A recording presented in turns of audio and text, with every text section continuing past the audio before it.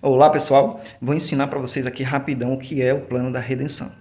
Bom, primeiro precisamos compreender o que está em Romanos capítulo 5, no verso 12, que diz assim: "Portanto, assim como por um só homem entrou o pecado no mundo, e pelo pecado a morte, assim também a morte passou a todos os homens, porque todos pecaram.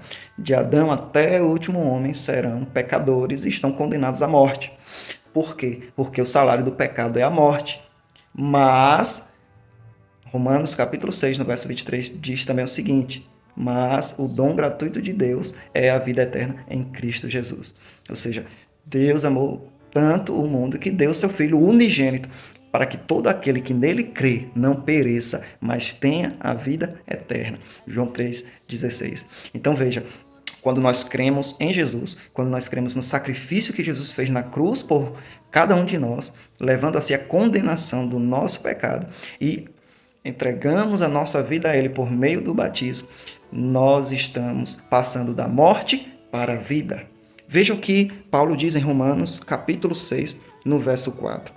"Fomos, pois, sepultados com Ele na morte pelo batismo, para que, como Cristo foi ressuscitado dentre os mortos, pela glória do Pai, assim também andemos nós em novidade de vida."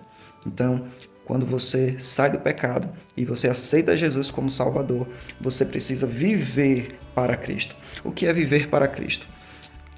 No verso 12 do capítulo 6 diz o seguinte, aliás, verso 11: "Assim também vós considerai-vos mortos para o pecado, mas vivos para Deus, em Cristo Jesus." Ou seja, não reine, portanto, o pecado em vosso corpo mortal, de maneira que obedeçais às suas paixões. Ou seja, você vai lutar contra as suas paixões carnais, pecaminosas.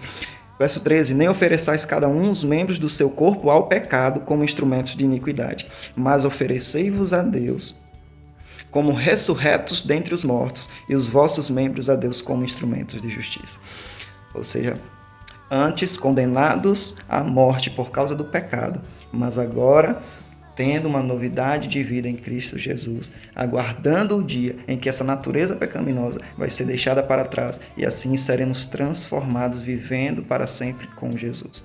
Aqueles que morreram serão ressuscitados e todos aqueles que estiverem vivos na volta de Cristo serão levados para os céus e assim estaremos para sempre com o Senhor. 1 Tessalonicenses capítulo 4, a partir do verso 13. Então, Deus abençoe cada um de vocês.